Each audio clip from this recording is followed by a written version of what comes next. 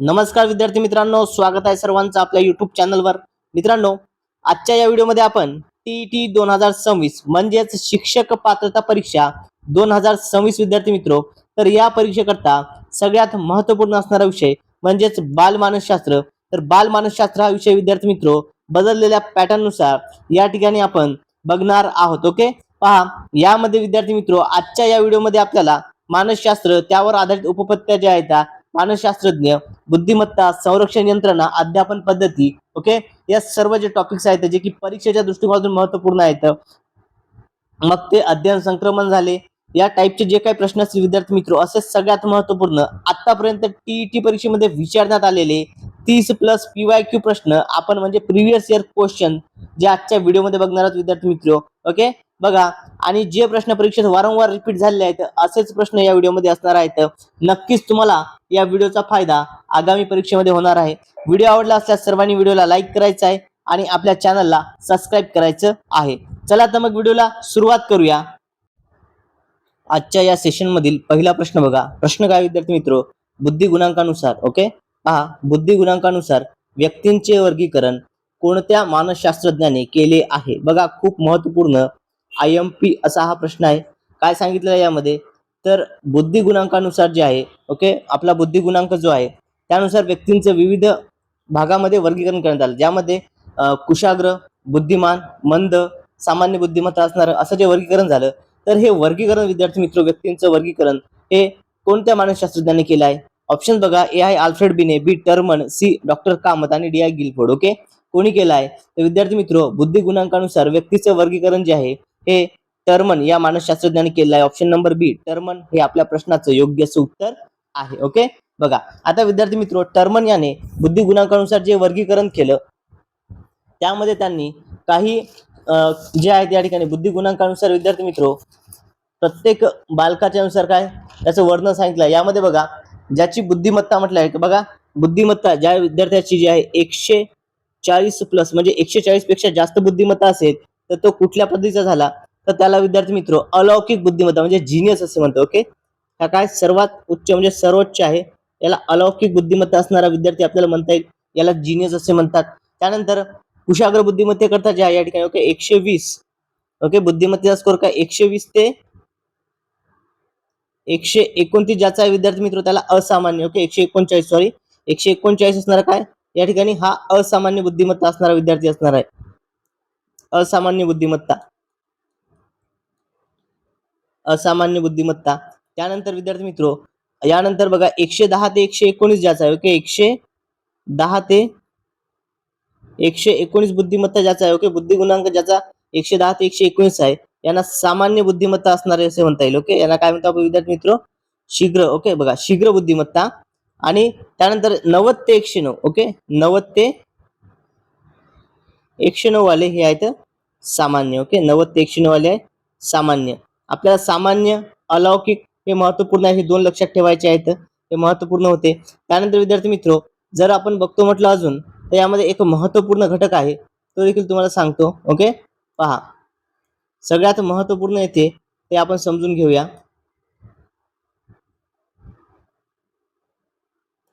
बघा, आता सगळ्यात महत्त्वाचा विद्यार्थी मित्र मतिमंद। ओके, बघा, मतिमंद जे विद्यार्थी असतात, मतिमंद, तर मतिमंद विद्यार्थ्याचा बुद्धी गुणांक किती असतो बरं? तर मतिमंदचा विद्यार्थी मित्र ज्यांना आपण मंद बुद्धी असे म्हणतो त्याचा किती येतो? 40 ते 59। ओके, ज्यांचा बुद्धी गुणांक 40 ते 59 इतका आहे, ओके, हा IMP आहे, नोट डाऊन करून घेणं सर्वांनी। त्याला मतिमंद विद्यार्थी असं आपण म्हणू शकतो। मतिमंद या ठिकाणी बुद्धी गुणांक यामध्ये वर्गीकरण होतं। आणि व्यक्तीच्या वर्गीकरण सगळ्यात महत्त्वपूर्ण म्हणजे निर्बुद्ध। ओके, निर्बुद्ध ज्याला आपण इडियट म्हणतो तो 20 पेक्षा कमी। ओके, तो कसा असतो? 20 पेक्षा कमी असेल तर त्याला एकदम या ठिकाणी काय म्हणणार विद्यार्थी मित्र? तर निर्बुद्ध असे म्हटल्या जाणार। ओके, होप सर्वांना हा पॉईंट समजला असेल। ओके, अशा पद्धतीचे वर्गीकरण हे टर्मन या मानसशास्त्रज्ञाने केलं आहे। मग इतर जे काय होते विद्यार्थी मित्र, अल्फ्रेड बिने, अल्फ्रेड बिनेचं काय आपल्याला माहित आहे? अल्फ्रेड बिने यांनी काय केलं होतं? तर मानसिक वयाचा शोध। अल्फ्रेड बिनेचं काय विद्यार्थी मित्र? मानसिक वयाचा शोध आहे। अल्फ्रेड बिने यांनी कशा शोध लावला होता? तर मानसिक वयाचा शोध हा अल्फ्रेड बिने यांनी लावला होता। टर्मन आपण बघितलं बुद्धी गुणांकाचं होतं।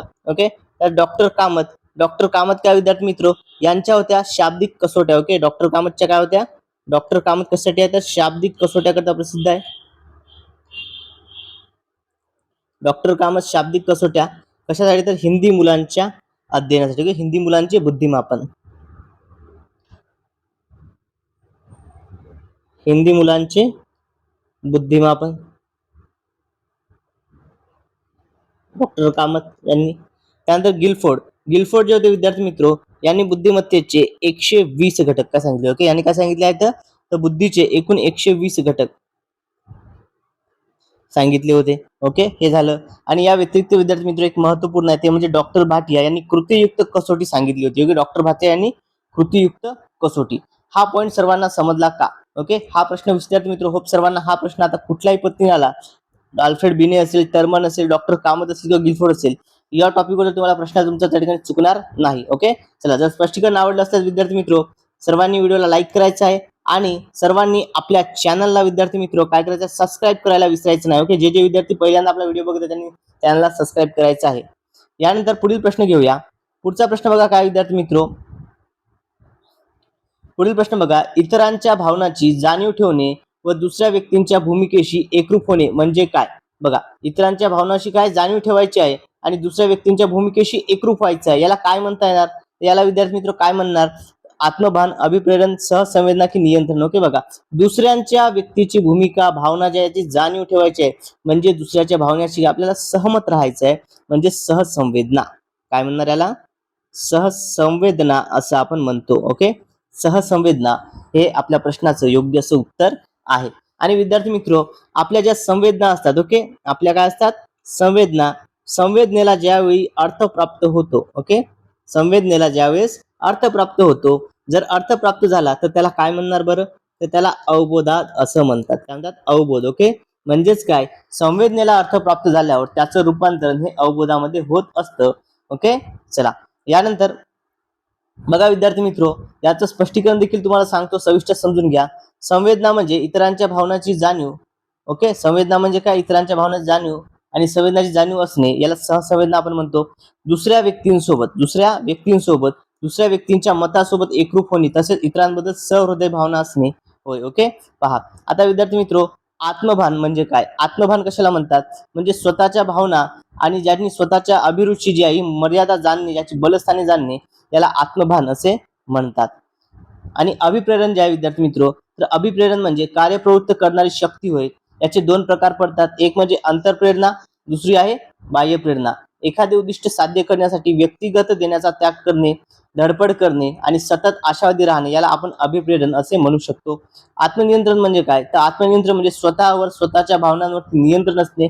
स्वनियंत्रणासाठी आत्मविश्वास निर्माण होणे आवश्यक असते आणि आपल्या भावनांवर नियंत्रण ठेवण्यासाठी शांतपणे विचार करणे व कृती करणे हे जरुरी असते. हे झालं आत्मनियंत्रणाचं. बघा, अभिप्रेरण, आत्मनियंत्रण, यानंतर इतर जे काय होते आपण सर्व या ठिकाणी क्लिअर करून घेतली आहेत. ओके, चला, यानंतर पुढचा प्रश्न बघा. पुढील प्रश्न काय विद्यार्थी मित्र? प्रश्न आहे, अध्ययन संक्रमणाची शक्तिवादी उपपत्ती कोणत्या मानसशास्त्रज्ञाने मांडलेली आहे? ओके, बघा, अध्ययन संक्रमण जे आहे विद्यार्थी मित्र याची शक्तिवादी उपपत्ती म्हटली आहे. कुठली? तर शक्तिवादी उपपत्ती कोणत्या मानसशास्त्रज्ञाने मांडली आहे?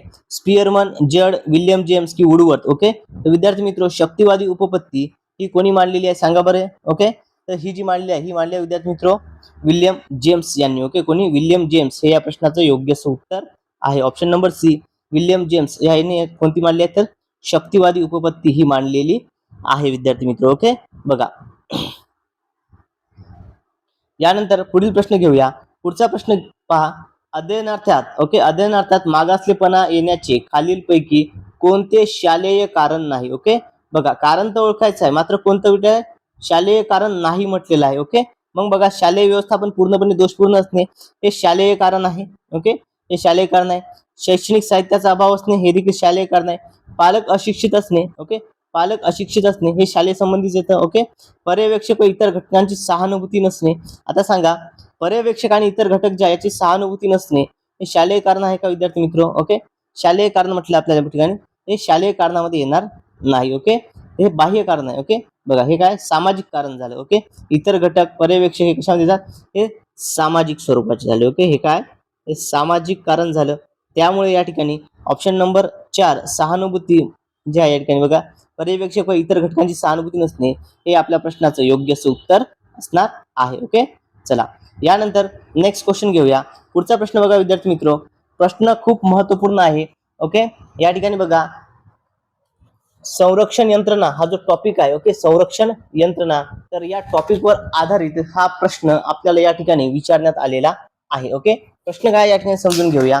पहा, एखाद्या विद्यार्थ्याला अभ्यास क्षेत्रात खूप यश मिळवता आले नाही. ओके, अभ्यासामध्ये त्याला खूप यश मिळवता आले नाही, तर तो एखाद्या खेळात नेत्रदीपक यश मिळवून स्वतःच्या अभ्यास क्षेत्रात आलेल्या अपयशाची भरपाई करतो. या उदाहरणातून खालीलपैकी कोणत्या संरक्षण यंत्रणेचा वापर केलेला दिसून येतो बरं? बघा ऑप्शन्स काय या ठिकाणी, संरक्षण यंत्रणा ओके कोणकोणत्या आहेत या ठिकाणी, समर्थन, प्रतिपूरण, प्रक्षेपण आणि विस्थापन. ओके, समर्थन, प्रतिपूरण, प्रक्षेपण आणि विस्थापन काय असणार आहे या प्रश्नाचं उत्तर विद्यार्थी मित्र? तर बघा संरक्षण यंत्रणामध्ये म्हटलेलं आहे याला. ओके, तर या प्रश्नाचं उत्तर आहे विद्यार्थी मित्र ऑप्शन नंबर 2 प्रतिपूरण असे आपण म्हणणार. ओके, याला काय म्हणतो, प्रतिपूरण. म्हणजे एखाद्या क्षेत्रातील आलेलं अपयश जे आहे ते दुसऱ्या क्षेत्रामध्ये त्याची कमी भरून काढणे याला प्रतिपूरण असे म्हणतात. काय म्हणतात याला?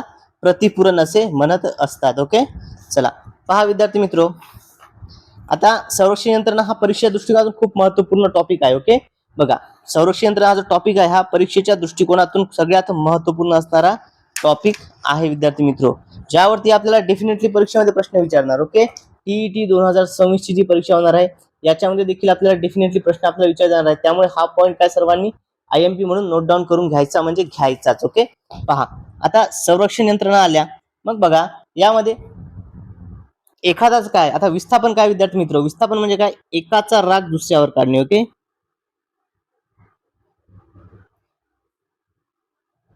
एकाचा राग दुसऱ्यावर काढणे म्हणजेच काय विद्यार्थी मित्र?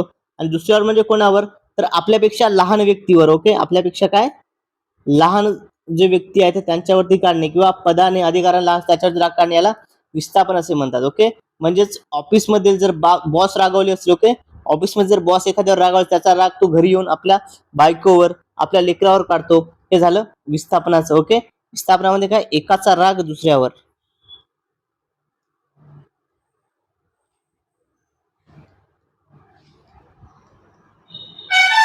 हे झालं.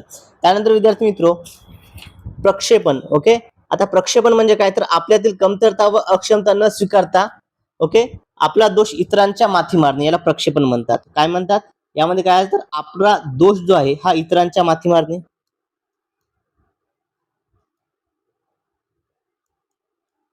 ओके, आपला दोष इतरांच्या माथी मारणे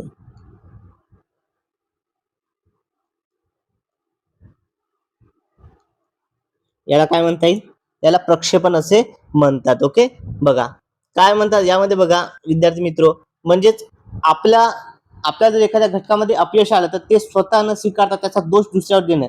म्हणजेच काय, तर मी तर प्रश्नपत्रिका ही खूप छान लिहिली, मी पेपर छान सोडवला, मात्र तपासणाऱ्याने तो खूप अवघड तपासला, तपासणाऱ्याने काय तो खूप अवघड तपासला असे म्हणणे म्हणजेच काय, प्रक्षेपण होय. ओके, चला आणि समर्थन जे आहे विद्यार्थी मित्र, समर्थना म्हणजे काय, म्हणजे खूप प्रयत्न करूनही आलेल्या जे यश आहे याची अकार्यक्षमता न समजता. ओके, बघा खूप प्रयत्न केले तरी देखील आपल्याला अपयश मिळालं. ओके, खूप प्रयत्न करून देखील काय अपयश मिळालं, मग हे जे मिळालेलं अपयश आहे हे यामध्ये काय स्वतःची अकार्यक्षमता न समजता ओके लोकांना पटेल असे खोटे कारणे देणे. म्हणजेच काय, परीक्षेत अपयश आल्यावर अभ्यासक्रम पूर्ण झाला नव्हता, प्रश्नच अभ्यासक्रमाच्या बाहेर आले होते असं सांगणं जे आहे काय समर्थन असे म्हणतात. ओके, समर्थनामध्ये कृतक समर्थन देखील महत्वपूर्ण आहे विद्यार्थी मित्र. ओके, चला क्लिअर आहे सर्वांना? परागमन म्हणजे काय, तर एखादी गोष्ट काय वर्तमान काळामध्ये घडली त्याचा काय दोष हा भूतकाळातील गोष्टीला याला परागमन देखील म्हणतात. खूप महत्व प्रकार आहेत. आणि अजून एक होते यामध्ये तादाम्य. ओके, तादाम्य देखील खूप महत्वपूर्ण आहे. ओके, चलो क्लिअर आहे का सर्वांना हा पॉईंट? जर हा पॉईंट कळाला असेल तर सर्वांनी व्हिडिओला लाईक करायचा आहे, आणि जर तुम्ही अजूनही आपल्या चॅनलला सबस्क्राईब केलं नसेल ना तर सर्वांनी विद्यार्थी मित्र आपल्या चॅनलला सबस्क्राईब करायचं आहे. यानंतर पुढचा प्रश्न बघा, पुढील प्रश्न काय, अध्ययन पद्धती मानसशास्त्रीय आहे तर अध्यापन पद्धती रिकामी जागा आहे. बघा विद्यार्थी मित्र काय या ठिकाणी दोन आहे घटक. ओके, दोन घटक आहेत. एक आहे अध्ययन पद्धती. ओके, काय आहे? अध्ययन पद्धती. अध्ययन पद्धती कशी आहे, अध्ययन पद्धती कशी आहे, तर अध्ययन पद्धती आहे मानसशास्त्रीय. ओके, मानसशास्त्रीय. मग जर अध्ययन पद्धती मानसशास्त्रीय असेल तर मग अध्यापन कसं असणार बरं? अध्यापन कुठल्या स्वरूपात राहणार? अध्यापन शास्त्रीय, कौशल्य, समाजशास्त्रीय की तर्कशास्त्रीय? बघा, अध्यापन आहे विद्यार्थी मित्रो, तर हे अध्यापन शास्त्रीयच असेल. ओके, काय असेल हे? अध्यापन शास्त्रीय.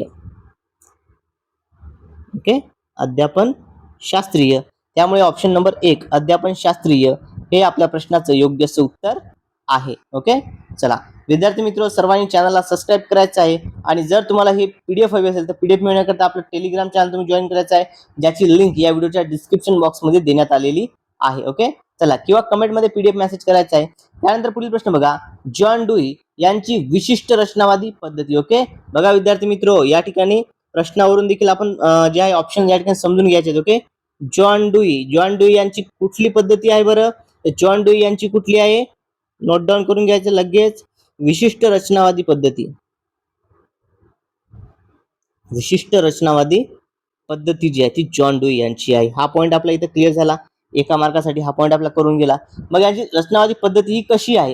ही जी विशिष्ट रचनावादी पद्धती आहे कशी आहे सांगा बरं. या ठिकाणी शिक्षक प्रधान, शिक्षण प्रधान, विद्यार्थी प्रधान की वातावरण प्रधान? ओके, तर बघा या ठिकाणी विशिष्ट रचनावादी पद्धती जी आहे ही वातावरण प्रधान अध्यापन पद्धती आहे. त्यामुळे ऑप्शन नंबर 4 हे या प्रश्नाचं योग्य उत्तर आहे. ओके, कशी आहे ही आहे वातावरण प्रधान. ओके, चला यानंतर नेक्स्ट क्वेश्चन बघा. पुढचा प्रश्न आपल्या स्क्रीनवरती आहे. सॉक्रेटिसची औपचारिक अध्ययन पद्धती. सॉक्रेटिसची कोणती? औपचारिक अध्ययन पद्धती. आणि जॉन डुई यांची कुठली? तर विशिष्ट रचनावादी पद्धती. तर औपचारिक अध्ययन पद्धती रिकामी जागा या नावाने ओळखली जाते. औपचारिक अध्ययन पद्धतीचं दुसरं नाव या ठिकाणी आपल्याला विचारलेलं आहे. बघा कोणकोणती आहे या ठिकाणी? पर्यवेक्षीय पद्धती, संप्रेषण पद्धती, स्वयं अध्यापन की शिल्पकार पद्धती? काय म्हणतात याला विद्यार्थी मित्र? याला स्वयं अध्ययन पद्धती म्हणतात. काय म्हणतात? स्वयं अध्ययन. स्वयं अध्यापन झालं या ठिकाणी स्वयं अध्ययन. ओके, कुठची आहे? स्वयं अध्ययन स्वरूपाची ही आहे. ऑप्शन नंबर 3 हे या प्रश्नाचं योग्य उत्तर आहे. यानंतर बघा, संप्रेषण अध्यापन पद्धती रिकामी जागा यांनी मांडली आहे. ओके, संप्रेषण अध्यापन पद्धती कोणी मांडली आहे? प्लायू, स्पेन्सर, ओके, जॉन डुई की फ्लॅडर्स? ओके, संप्रेषण अध्यापन पद्धती विद्यार्थी मित्रो ही फ्लॅडर्स या मानसशास्त्रज्ञाने मांडली आहे. ऑप्शन नंबर 4 फ्लॅडर्स हे आपल्या प्रश्नाचं योग्य उत्तर आहे. ओके, संप्रेषण अध्यापन पद्धती फ्लॅडर्स या मानसशास्त्रज्ञाने मांडलेली आहे. यानंतर पुढील प्रश्न बघा. डॅनियल गोलमन यांनी भावनिक बुद्धिमत्ता ही संकल्पना कोणत्या पुस्तकात मांडली? बघा, भावनिक बुद्धिमत्ता ही संकल्पना डॅनियल गोलमन यांनी मांडलेली आहे. ओके, ती कोणत्या पुस्तकात मांडली? Emotional theory, working with emotional intelligence आणि working with emotional theory. Okay, तर कोणत्या पुस्तकात मांडलेली आहे? तर ही संकल्पना विद्यार्थी मित्र डॅनियल गोलमन यांनी वर्किंग विथ इमोशनल इंटेलिजन्स या पुस्तकात मांडलेली आहे. Okay, option number 2 working with emotional intelligence हे आपल्या प्रश्नाचं योग्य उत्तर आहे. ओके, बघा जॉन डुई यांना काय म्हणतात विद्यार्थी मित्र? तर भावनिक बुद्धिमत्तेचे जनक. ओके, जॉन डुई यांना काय म्हणतात? भावनिक बुद्धिमत्तेचे जनक म्हणून ओळखल्या जाते. ओके, कधी मांडली होती? 1995 मध्ये संकल्पना त्यांनी हे केली. ओके, यांच्या व्यतिरिक्त विद्यार्थी मित्र हे बघा, यांच्या व्यतिरिक्त संशोधन अजून कोणी कोणी केलं होतं हे देखील आपल्याला गरजेचं आहे माहिती असणं. ओके, यांच्या व्यतिरिक्त अजून कोणकोणते होते? यांच्या व्यतिरिक्त विद्यार्थी मित्र पीटर सॉल्वी. ओके, पीटर सॉल्वी आणि जॉन मेयर. पीटर सॉल्वी आणि जॉन मेयर यांनी देखील जे आहे भावनिक बुद्धिमत्तेसंबंधी संशोधन केलेलं आहे. ओके, चला यानंतर पुढचा प्रश्न बघा. सिगमंड फ्राइड यांनी मानवी मनाला कशाची उपमा दिली? ओके, बघा सिगमंड फ्राइड जे होते विद्यार्थी मित्र, सिगमंड फ्राइड यांनी मानवी मनाला कशाची उपमा दिली आहे बरं सांगा? मानवी मनाला सिगमंड फ्राइड यांनी कशाची उपमा दिली आहे? ओके, तर या ठिकाणी सिगमंड फ्राइड यांनी विद्यार्थी मित्र मानवी मन जे आहे याला कशाची? पर्वताची, नदीची, सरोवराची, हिमनगाची. तर सिगमंड फ्राइडनी मानवी मनाला विद्यार्थी मित्र कशाची उपमा दिली होती? तर यांनी दिली आहे बघा विद्यार्थी मित्र हिमनगाची उपमा. ओके, कशाची? हिमनगाची. हिमनगाची. ऑप्शन नंबर 4 हे आपल्या प्रश्नाचं योग्य उत्तर आहे. ओके, मानवी म्हणजे काय? तर हिमनग आहे असं त्यांनी म्हटलं होतं. यानंतर पुढचा प्रश्न बघा विद्यार्थी मित्र, पुढील प्रश्न आपल्याला समजून घ्यायचा आहे. ओके, परीक्षेच्या अनुषंगानेच प्रश्न आपण या ठिकाणी कव्हर करतात विद्यार्थी मित्रो. बघा, नैतिक विकासाची संकल्प उत्पत्ती. ओके, बघा विकासामध्ये कुठला आहे तर नैतिक विकासाची उत्पत्ती कोणी मांडली. ओके, नैतिक विकास बघा आसुबेल, डॅनियल गोलमन, एडवर्ड थॉर्नडाय आणि कोहलबर्ग. नैतिक विकासाचा सिद्धांत हा कोणाचा विद्यार्थी मित्रो आहे कोहलबर्ग यांचा. ओके, कोणाचा आहे कोहलबर्ग यांचा काय नैतिक विकासाचा सिद्धांत आहे. ओके, कुठला आहे नैतिक विकासाचा सिद्धांत, नोट डाऊन करून घ्या. ओके, विकासाचा सिद्धांत, नैतिक विकासाचा सिद्धांत असो किंवा उपपत्ती, याचं उत्तर एकच असणार आहे ते म्हणजे Kohlberg. Option number 2. Okay, option number 4 हे या प्रश्नाचं योग्य उत्तर आहे. ओके, कोहलबर्ग नैतिक विकास सिद्धांत सर्वांनी नोट डाऊन करून घ्यायचं आहे. डॅनियल गोलमन आपण बघितलं होतं. डॅनियल गोलमन काय आहे, डॅनियल गोलमन भावनिक बुद्धिमत्ता. ओके, चला यानंतर नेक्स्ट क्वेश्चन बघा. पुढचा प्रश्न आपल्या स्क्रीनवरती आहे. प्रश्न काय बघा विद्यार्थी मित्रो, अशी कृती जी आनंददायक, स्वयंस्फूर्त, सर्जनशील आणि आत्म आविष्कारयुक्त असते ती कृती म्हणजे क्रीडा होय. हे विधान रिकामी जागा यांनी केलं आहे. बघा, क्रीडे संदर्भात विधान केलेलं आहे. कोणी केलं आहे, ब्रुनर, जॉस, गार्डनर की डाल्टन. ओके, कोणाचं आहे तर हे विद्यार्थी मित्रो हे विधान कोणी केलेलं आहे रे रॉस या मानसशास्त्रज्ञांनी केलेलं आहे. ऑप्शन नंबर 2 रॉस हे या प्रश्नाचं योग्य उत्तर आहे. Okay, Ross. यानंतर पुढील प्रश्न बघा. पुढचा प्रश्न काय विद्यार्थी मित्रो, हा प्रश्न महत्वपूर्ण आहे. बॉम्बे कर्नाटक रिव्हिजन संकल्पना. ओके, बॉम्बे कर्नाटक रिव्हिजन संकल्पना IMP म्हणून नोट डाऊन करून घ्या. ही संकल्पना कशाशी संबंधित आहे तर बघा विद्यार्थी मित्रो, बॉम्बे कर्नाटक रिव्हिजन ही जी संकल्पना आहे ती कशाशी संबंधित आहे, वर्तन अभ्यास पद्धती, नवीन अध्ययन उपपत्ती, बुद्धिमापन चाचणी की अध्यापन उपपत्ती. तर ही जी आहे विद्यार्थी मित्रो ही बुद्धिमापन चाचणीशी संबंधित आहे. ऑप्शन नंबर 3 बुद्धिमापन चाचणी हे या प्रश्नाचं योग्य उत्तर आहे. ओके, बुद्धिमापन चाचणी योग्य उत्तर आहे. यानंतर पुढील प्रश्न बघा. पुढचा प्रश्न आपल्या स्क्रीनवरती आहे. हर्षदला टीव्ही पाहणे आवडते पण त्याला हे माहित आहे की तो सारखा टीव्ही पाहत बसला तर तो परीक्षेत नापास होईल. ओके, बघा हर्षदला टीव्ही पाहायला आवडतं, त्याला माहित आहे की तो जर सारखा टीव्ही पाहत बसला तर परीक्षेमध्ये नापास होणार आहे. हे कशाचं उदाहरण आहे बरं, कशाचं उदाहरण आहे बघा, वर्जन वर्जन, प्रगमन वर्जन, द्विधा प्रगमन आणि प्रगमन प्रगमन. ओके, कशाचं उदाहरण आहे बघा, एखादी गोष्ट आपल्याला माहित आहे की ही गोष्ट आपल्याला करणं आवडते. ओके, एखादी गोष्ट आपल्याला करायला आवडते पण आपल्याला माहित आहे की त्या गोष्टीचा दुष्परिणाम असा होणार की आपण त्या ठिकाणी अपयशी ठरवू. ओके, मग तरी देखील आपण ती गोष्ट करतो. ओके, बघा मग काय आहे सांगा बरं, हे कुठलं आहे या ठिकाणी, कशाचं आहे, वर्जन वर्जन, प्रगमन वर्जन, द्विधा प्रगमन वर्जन, प्रगमन प्रगमन. ओके, कशाचं आहे विद्यार्थी मित्रो तर हे आहे प्रगमन वर्जनचं उदाहरण. ओके, ऑप्शन नंबर 2 प्रगमन वर्जन हे आपल्या प्रश्नाचं योग्य उत्तर आहे. ओके, प्रगमन वर्जन हे आपल्या प्रश्नाचं उत्तर आहे. पहा विद्यार्थी मित्रो, प्रगमन वर्जन जे आहे या ठिकाणी म्हणजे काय, दोन धनात्मक आणि आकर्षक ध्येयामधला संघर्ष. ओके, बघा काय या ठिकाणी आकर्षणता आहे. ओके, आकर्षण आहे, मात्र काय दोन आकर्षण आहेत आणि यामध्ये काय होतं, यामध्ये संघर्ष होतो. आपल्या मनात संघर्ष तयार होतो. आपल्याला खेळणं देखील आवडतं आणि अभ्यास देखील महत्वपूर्ण आहे. मग या दोन मध्ये जो संघर्ष निर्माण व्हायला याला काय म्हणतात, याला प्रगमन वर्जन असे म्हटल्या जाते. ओके, बघा प्रगमन वर्जन या प्रकारामध्ये काय विद्यार्थी मित्र बघा, जसं की एखादी व्यक्ती आहे, एखाद्या व्यक्तीला जर मेजवानी आणि सहल याच्यामध्ये जर गोष्टी निवडायच्या त्याला काय प्रगमन प्रगमन संघर्षाचा आपल्याला म्हणता येईल. ओके, चला यानंतर पुढील प्रश्न घेऊया. पुढचा प्रश्न बघा विद्यार्थी मित्रो, आता हे काय विद्यार्थी मित्रो, हे ताणतणाव जो आहे. ओके, ताणतणाव यामधील ताणके. ओके, यामधील काय विद्यार्थी मित्रो, यामधील समजून घ्या, यामधील ताणक्याचे प्रकार आहेत. हे काय तर ताणके, ताणके व त्यांचे प्रकार. क्लिअर आहे सर्वांना. चला यानंतर पुढील प्रश्न घेण्यापूर्वी विद्यार्थी मित्रो बघा, व्हिडिओ आवडत असल्यास सर्वांनी काय करायचं आहे, आपल्या व्हिडिओला लाईक करायचं आहे आणि जर तुम्ही अजूनही आपल्या चॅनलला सबस्क्राईब केलं नसेल ना तर सर्वांनी आपल्या चॅनलला सबस्क्राईब करायचं आहे विद्यार्थी मित्रो. ओके, चॅनल सबस्क्राईब करून कमेंटमध्ये मेसेज करायचा आहे PDF, तुम्हाला PDF लिंक सेंड करून दिल्या जाईल. यानंतर बघा, वर्गात लहान मुलांना पुढे, मोठ्यांना मागे आणि दंगा करणाऱ्यांना विद्यार्थ्यांच्या दृष्टीच्या टप्प्यात, ओके आपल्या दृष्टीच्या टप्प्यामध्ये बसवणे आणि अध्यापनास वातावरण निर्मिती करणे हे रिकामी जागामध्ये मोडते. कशामध्ये मोडते बरं हे, तर हे सर्व कशामध्ये मोडणार, संप्रेषण कौशल्य, वर्ग व्यवस्थापन, चेतक बदल कौशल्य, प्रगबल कौशल्य, तर हे सर्व कशाचे वर्ग व्यवस्थापन कौशल्यामध्ये मोडते. ऑप्शन नंबर 2 वर्ग व्यवस्थापन, लहान मुलांना पुढे, मोठे मुले जे आहेत ती मागे, आणि जे मुले धिंगाणा करतात, दंगा करतात, त्यांना आपल्या दृष्टीच्या टप्प्यात बसवणे, आपल्या समोर बसवणे. ओके, हे अध्यापनाच्या वादावर निर्मितीमध्ये कुठल्या तरी वर्ग व्यवस्थापन कौशल्य या घटकामध्ये हे मोडते. ओके, चला यानंतर पुढचा प्रश्न बघा. अमितला सर्व प्रश्नांची उत्तरे पाठ आहेत. अमितला सर्व प्रश्नांची उत्तरे पाठ आहेत. या विधानातून कोणत्या वर्तन बदलाचा बोध होतो? ओके, कोणत्या वर्तन बदलाचा बोध होतो? ज्ञानात्मक, गुणात्मक, भावनात्मक, क्रियात्मक. ओके, कोणता वर्तन बदल आहे हा? तर हा विद्यार्थी मित्र ज्ञानात्मक. कुठला आहे? ज्ञानात्मक. ऑप्शन नंबर 1 या प्रश्नाचं योग्य असं उत्तर आहे. ओके, चला सर्वांनी आपल्या चॅनलला सबस्क्राईब करायचं आहे. साईडला जे बेल आयकॉन असेल त्याला देखील प्रेस करायचं आहे. म्हणजेच विद्यार्थी मित्र टीईटीच्या मानसशास्त्राच्या प्रत्येक व्हिडिओची अपडेट तुम्हाला मिळता येईल. कोणताही व्हिडिओ तुमच्याकडून त्या ठिकाणी मिस होणार नाही. आणि जर तुम्हाला याची पीडीएफ हवी असेल तर पीडीएफ मिळवण्याकरता आपलं टेलिग्राम चॅनल तुम्ही जॉईन करायचं आहे, ज्याची लिंक या व्हिडिओच्या डिस्क्रिप्शन बॉक्समध्ये देण्यात आलेली आहे. ओके, चला यानंतर बघा प्रश्न काय विद्यार्थी मित्र, संक्रियापूर्व अवस्था बालकाच्या कोणत्या वयात असते? बघा, संक्रियापूर्व अवस्था म्हटलेली आहे की कोणत्या वयामध्ये येते बरं सांगा, कोणत्या वयात येणार?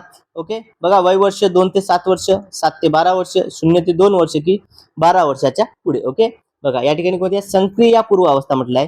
संक्रियापूर्व अवस्था जी आहे विद्यार्थी मित्र ही असते 2 ते 7 वर्ष. त्यामुळे ऑप्शन नंबर 2 हे या प्रश्नाचं योग्य असं उत्तर आहे. ओके, काय असते या ठिकाणी?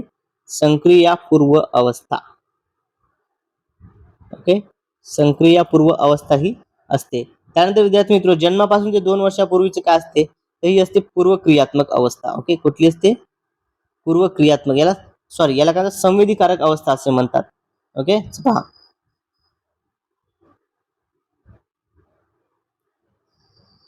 संवेदीकारक अवस्था असते 2 ते 7 वर्ष ती पूर्व क्रियात्मक. ओके, 2 ते 7 वर्ष पूर्व क्रियात्मक, 7 ते 12 वर्ष जी आहे या ठिकाणी हे आपल्या प्रश्नाचं उत्तर होतं. 2 ते 7 वर्ष पूर्व क्रियात्मक काय म्हणतात? याला संक्रियापूर्व अवस्था म्हणतात. ओके, पूर्व क्रियात्मक म्हणजेच काय? तर संक्रियापूर्व अवस्था. ओके, 7 ते 12 वर्ष जी आहे विद्यार्थी मित्र 7 ते 12 मूर्त क्रियात्मक अवस्था असते. याला म्हणतात मूर्त क्रियात्मक अवस्था.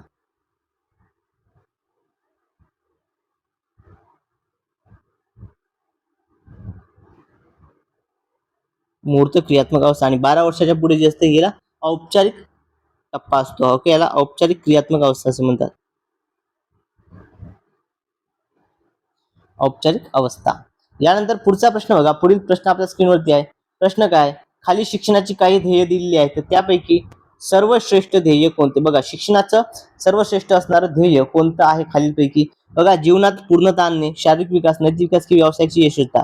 बघा, या ठिकाणी सर्वात श्रेष्ठ कोणतं आहे? जीवनातील पूर्तता आणणे. ओके, जीवनात पूर्तता आणणे हे आपल्या प्रश्नाचं योग्य असं उत्तर असणार आहे. सगळ्यात सर्वश्रेष्ठ ध्येय झालं शिक्षणासंदर्भात. यानंतर पुढचा प्रश्न बघा. पुढील प्रश्न काय?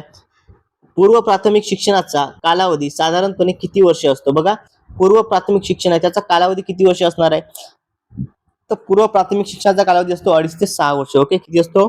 2.5 ते 2.5 ते 6 वर्ष इतका असतो. त्यामुळे ऑप्शन नंबर 1 2.5 ते 6 वर्ष हे आपल्या प्रश्नाचं योग्य असं उत्तर आहे. ओके, बघा यानंतर पुढील प्रश्न बघा. खालीलपैकी कोणत्या घटकाचा अध्ययन व अध्यापनावर परिणाम होतो? ओके, बघा या ठिकाणी कोणता घटक आहे ज्यावर अध्ययन अध्यापनावर परिणाम करणारा घटक कोणता आहे विद्यार्थी मित्र? ओके, शारीरिक घटक, सामाजिक घटक, परिसरीय घटक. शारीरिक घटकाचा देखील होतो, सामाजिक घटकाचा देखील होतो, परिसरीय घटकाचा देखील होतो. एकंदरीत काय तर या सर्वांचाच होतो. त्यामुळे ऑप्शन नंबर 4 वरीलपैकी सर्व हे या प्रश्नाचं योग्य असं उत्तर आहे. यानंतर अवधान व अभिरुची. ओके, पहा काय सांगितलं या ठिकाणी? अवधान आणि अभिरुची या रिकामी जागा आहेत. काय आहेत? परस्पर विरोधी बाजू आहेत. यांचा एकमेकाशी काही संबंध नाही, चुकीचं आहे. या दोन्ही एकच आहे की एकाच नाण्याच्या दोन बाजू? तर अवधान आणि अभिरुची या दोन्ही काय एकाच नाण्याच्या दोन बाजू आहेत. त्यामुळे ऑप्शन नंबर 4 हे आपल्या प्रश्नाचं योग्य असं उत्तर आहे. यानंतर पुढचा प्रश्न बघा. परीक्षेत साधे यश मिळाल्यास मी मुळीच अभ्यास केला नव्हता तरी देखील मला इतके गुण मिळाले असे सांगत सुटणे म्हणजेच कोणत्या सर्वेक्षण यंत्रणेचा वापर करणे? बघा, अभ्यास केला नाही तरी देखील मला मार्क्स मिळाले बघा. ओके, काय मी अभ्यास केलाच नव्हता तरी देखील मला मार्क्स मिळाले असं सांगत सुटणं म्हणजे कोणत्या संशयतेचा वापर करणं होय? तर हे झालं विद्यार्थी बघा तादाम्य, प्रतिपूरण, नकारात्मकता की कृतक समर्थन. ओके, काय आहे? तर हे आहे कृतक समर्थन. ऑप्शन नंबर 4 हे या प्रश्नाचं योग्य असं उत्तर आहे. ओके, तादात्म्य म्हणजे काय, तर मोठ्या व्यक्ती ज्या आहेत, ओके, मोठ्या व्यक्तींशी संबंध जोडणे. ओके, काय संबंध जोडणे, त्यांचे फोटो वगैरे दाखवणे, ते फोटो वगैरे दाखवून आपण मोठ्या व्यक्तींना ओळखतो, आपण फलाण्या आमदाराला ओळखतो.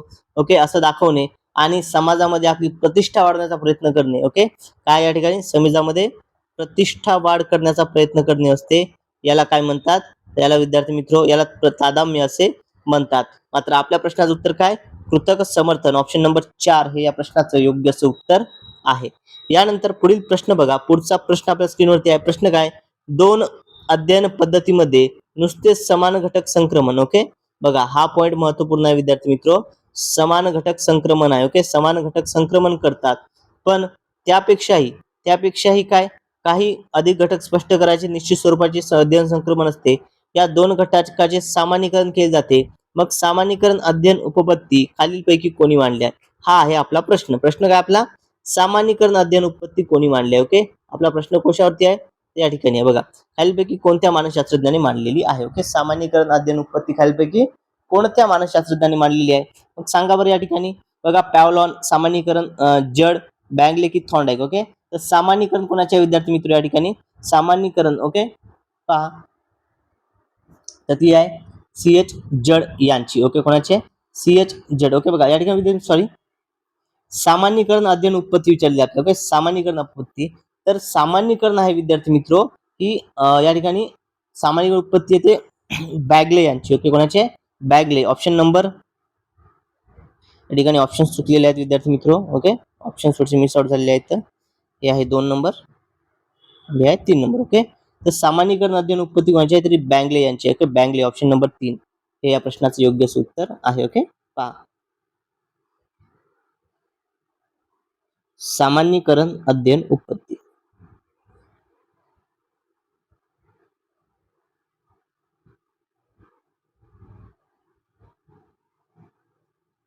सामान्यीकरण अध्ययन संक्रमण उत्पत्ती जी आहे ती बँगले यांची आहे. त्यानंतर इतर देखील तुम्हाला सांगतो आता, पॅवलॉनची कोणती आपल्या सर्वांना, अभिजात अभिसंधान. पॅवलॉनची कोणती आहे, पॅवलॉनची आहे अभिजात अभिसंधान. अभिजात अभिसंधान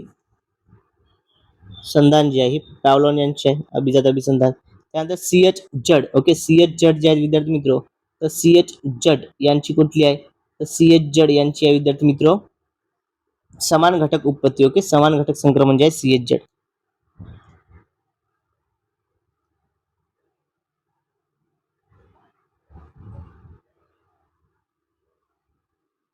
समान घटक उत्पत्ती आहे CH जड या मानसशास्त्रज्ञाची. आणि थॉर्नडाईकची विद्यार्थी मित्र, थॉर्नडाईकची सर्वसामान्यांना माहिती आहे, थॉर्नडाईकची कुठली आहे, तर प्रयत्न प्रमाद. ओके, चुका व शिका पद्धती म्हणजेच प्रयत्न प्रमाद उत्पत्ती.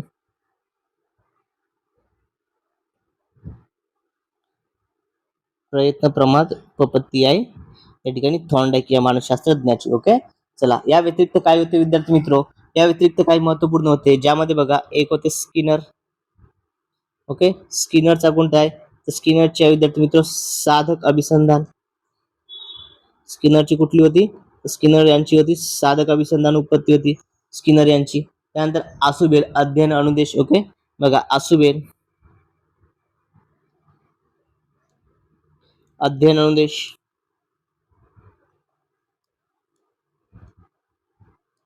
आसुबेल यांची अध्ययन अनुदेश उत्पत्ती होती, ही देखील महत्वपूर्ण आहे. आणि डॉक्टर ब्लूम यांची प्रभुत्व संपादन. ओके, बघा डॉक्टर ब्लूम यांची कुठली आहे, यांची आहे प्रभुत्व संपादन. डॉक्टर ब्लूम यांची प्रभुत्व संपादन उत्पत्ती आहे. ओके, बघा अशा पद्धतीच्या महत्वपूर्ण उत्पत्त्या या ठिकाणी विद्यार्थी मित्र आपण बघितलेल्या आहेत. होप सर्वांना हा पॉइंट, हा प्रश्न व्यवस्थितरित्या समजला असेल. प्रश्न कळाला असल्यास विद्यार्थी मित्र सर्वांनी काय करायचं आहे, आपल्या चॅनलला सबस्क्राईब करायचं आहे. ओके, सर्वांनी काय करायचं आहे, आपल्या चॅनलला सबस्क्राईब करायचं आहे. आणि जर प्रश्नाचं स्पष्टीकरण आवडलं असेल तर नक्कीच आपल्या व्हिडिओला लाईक करायचं आहे. विद्यार्थी मित्र सर्वांनी व्हिडिओ लाईक करून व्हिडिओला शेअर करायचं आहे. ओके, चला, या ठिकाणी होप सर्वांना या ठिकाणी हे प्रश्न सर्वांना कळत आहेत. यानंतर पुढचा प्रश्न घेऊया. पुढील प्रश्न बघा, अनुभवाच्या सहाय्याने व्यक्तींच्या वर्तनात हळूहळू घडून येणारे बदल म्हणजे अध्ययन होय. ओके, काय म्हटलंय बघा या ठिकाणी, तर अनुभवाच्या सहाय्याने व्यक्तीच्या वर्तनात हळूहळू घडून येणारे बदल म्हणजे अध्ययन होय, तर ही व्याख्या खालीलपैकी कोणत्या मानसशास्त्रज्ञाने केली आहे? ओके, ही व्याख्या कोणाची आहे? बघा या ठिकाणी ऑप्शन्स आपल्या स्क्रीनवरती आहेत विद्यार्थी मित्र. कोणाची असणार आहे सांगा बरं? फ्रँडसन, मर्फी, वुडवर्थ की गिलफोर्ड? ओके, कोणाची आहे ही व्याख्या? आहे गिलफोर्ड या मानसशास्त्रज्ञाची. गिलफोर्ड हे आपल्या प्रश्नाचं योग्य उत्तर आहे. ओके, गिलफोर्ड यांनी ही व्याख्या केलेली आहे विद्यार्थी मित्र. ओके, बघा गिलफोर्ड हे आपल्या प्रश्नाचं योग्य उत्तर आहे. यानंतर पुढील प्रश्न बघा, वृकस्थ ग्रंथी जे आहेत, ओके, वृकस्थ ग्रंथीतून पाझरणाऱ्या ऍड्रेनिल या स्रावाचे प्रमाण कमी झाल्यास खालीलपैकी कोणता परिणाम दिसून येतो? ओके, कोणता परिणाम त्या ठिकाणी दिसून येतो? बघा ऑप्शन काय विद्यार्थी मित्र? पौरुषत्व दिसून येते, ओके, स्वास्थ्य जाणवते, व्यक्ती अशक्त होते की व्यक्ती स्थिर आणि स्थिर व्यक्तीची होते. ओके, काय होते विद्यार्थी मित्र? तर व्यक्ती अशक्त दिसायला लागते, व्यक्ती अशक्त दिसते. ऑप्शन नंबर 3 हे या प्रश्नाचं योग्य उत्तर आहे. ओके, व्यक्ती काय होते? अशक्त दिसते. यानंतर पुढील प्रश्न बघा, खाली दिलेल्या अध्ययन प्रक्रियेच्या वैशिष्ट्यामध्ये कोणते वैशिष्ट्य योग्य नाही? ओके, बघा अध्ययन हे नेमके कृतीद्वारा घडत असते, अगदी बरोबर आहे. प्रत्येक प्राणी जगण्यासाठी अध्ययन करत असतो, हे देखील बरोबर आहे. सर्व प्राण्यांचे अध्ययन सारखे असते. ओके, सर्व प्राण्यांचं अध्ययन सारखं असतं म्हटलं, हे चुकीचं आहे. ओके, प्रत्येकाचं सारखं असते का? तर सारखं नसते. आणि आपल्याला काय विचारलं होतं? योग्य नाही. त्यामुळे ऑप्शन नंबर 3 हे या प्रश्नाचं योग्य उत्तर असणार आहे. आणि अध्ययन ही हळूहळू घडणारी प्रक्रिया आहे, हे देखील बरोबर आहे. त्यानंतर पुढील प्रश्न बघा, अध्ययनार्थी आदर्श शोधतो, त्याचे निरीक्षण करतो, आदर्श वर्तनाचे अनुकरण करतो आणि आपल्या वर्तन प्रबलनाची आशा करतो. हे अध्ययन करतो. ओके, हे काय करतो? आशा करतो व अध्ययन करतो. ही वैशिष्ट्ये असणारी निरीक्षणात्मक अध्ययन उत्पत्ती. ओके, निरीक्षणात्मक उत्पत्ती. ओके, ही कोणाची आहे? बघा या ठिकाणी विद्यार्थी मित्र, सामाजिक निरीक्षणात्मक उत्पत्ती म्हटलंय, तरी कोणत्या मानसशास्त्रज्ञांनी मांडलेली आहे? Doctor Bloom, Jerome Bruner, Albert Bandura आणि बघा डेव्हिड आसुबेल. ओके, कोणाची आहे विद्यार्थी मित्र? तर ही अध्ययन उत्पत्ती कोणाची आहे? तर ही आहे अल्बर्ट बांदुरा यांची. Okay, option number 1 Albert Bandura हे आहे. यांची कुठली आहे? तर सामाजिक निरीक्षणात्मक उत्पत्ती.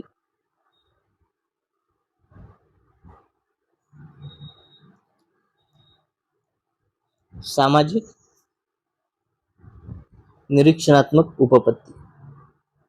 ओके, अल्बर्ट बांदुरा यांनी मांडलेली आहे. ओके, बघा सामाजिक निरीक्षणात्मक उपपत्ती. ओके, बघा त्यानंतर विद्यार्थी मित्र इतर जे काय होते, जेरॉन ब्रुनर यांची कुठली होती ते देखील सांगतो. अध्ययन या ठिकाणी डॉक्टर ब्लूम, प्रभुत्व अध्ययन. ओके, प्रभुत्व संपादन. डॉक्टर ब्लूमची कोणती आहे? प्रभुत्व संपादन डॉक्टर ब्लूम यांची. डेव्हिड आसुबेल यापूर्वी जाऊन बघितलं, अध्ययन अनुदेश. डेव्हिड आसुबेलची कोणती आहे? अध्ययन अनुदेश उत्पत्ती. डेव्हिड आसुबेल यांची आहे. ओके, चला क्लिअर आहे सर्वांना? होप सर्वांना या ठिकाणी सर्व प्रश्न व्यवस्थितरित्या कळत असतील विद्यार्थी मित्र. कोणालाही कुठल्याही पद्धतीची अडचण या ठिकाणी या प्रश्नामध्ये येणार नाही. त्यानंतर बघा, मानवी प्राण्यांची घडण अनुवंश व परिस्थिती यांच्या संयुक्त कार्यामुळेच होत असते. बघा मानवी कार्य जे आहे, मानवी प्राण्यांची घडण काय? अनुवंश आणि परिस्थिती या दोन संयुक्त कार्यामुळे घडते. दिलेल्या घटकामध्ये कोणत्या घटकावर फक्त परिस्थितीचा प्रभाव दिसून येतो? ओके, बघा दिलेल्या घटकापैकी कोणता घटक आहे ज्यावरती काय? तर फक्त जी परिस्थिती आहे, फक्त काय म्हटलंय? परिस्थितीचाच परिणाम दिसून येतो. बघा स्वभाव व वृत्ती, पक्वतेचे वय, बुद्धिमत्ता, डोळ्याचा व शरीराचा रंग. ओके, बघा पक्वतेचे वय झालं, बुद्धिमत्ता झालं आणि डोळ्याचा आणि शरीराचा रंग हे कुठल्या विद्यार्थी मित्र? हे अनुवंश संबंध आहे. ओके, हे काय आहेत? हे अनुवांशिक घटक आहेत. सर्व अनुवांशिक घटक झाले. आणि यामध्ये सगळ्यात महत्वपूर्ण म्हणजे स्वभाव आणि वृत्ती. ओके, स्वभाव आणि वृत्ती हे एकच असं आहे की ज्यावर फक्त परिस्थितीचा प्रभाव दिसून येतो. ओके, त्यामुळे ऑप्शन नंबर 1 हेच या प्रश्नाचं योग्य उत्तर आहे. ओके, स्वभाव व वृत्ती हे आपल्या प्रश्नाचं योग्य उत्तर असणार आहे. ओके, चलो त्यानंतर नेक्स्ट क्वेश्चन घेऊया. विद्यार्थी मित्र, जर व्हिडिओ आवडत असेल सर्वांनी व्हिडिओला लाईक करायचं आहे. ओके, व्हिडिओ आवडत असल्यास सर्वांनी व्हिडिओला लाईक करायचं आहे. यानंतर पुढचा प्रश्न बघा, प्रश्न खूप महत्वपूर्ण आहे विद्यार्थी मित्र, सर्वांनी व्यवस्थित समजून घेऊया. बघा, हरवलेले नाणे शोधताना कागदाचा पांढरा वर्तुळाकार तुकडा ते नाणे असल्याचा भास होतो. चांदण्या रात्री एखादे झुडूप पाहून मनुष्य अथवा प्राणी असल्याचा आपल्याला भास होतो. हे खालीलपैकी अवबोधाच्या कोणत्या इंद्रिय दोषामुळे होते? ओके, खालीलपैकी अवबोधाचे जे इंद्रिय दोष आहे विद्यार्थी मित्र, हे कोणत्यामुळे होतं? बघा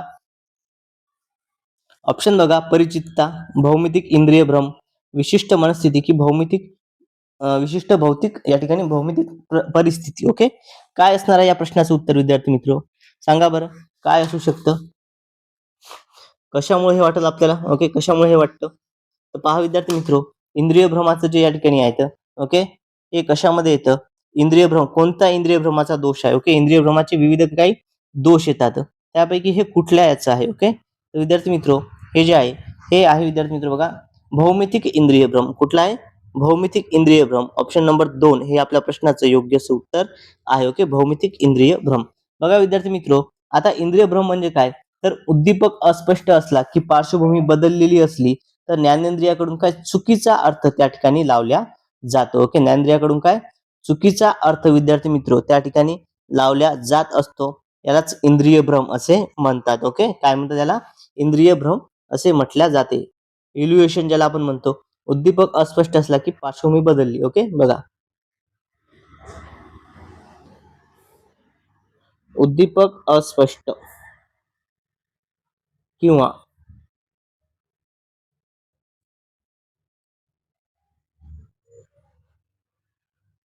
पार्श्वभूमी जी आहे यामध्ये काय बदलली असेल, पार्श्वभूमी बदललेली असेल तर काय होते अशा वेळी?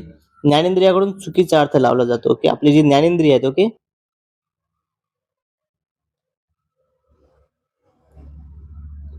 ज्ञानेंद्रियाकडून चुकीचा अर्थ लावला जातो.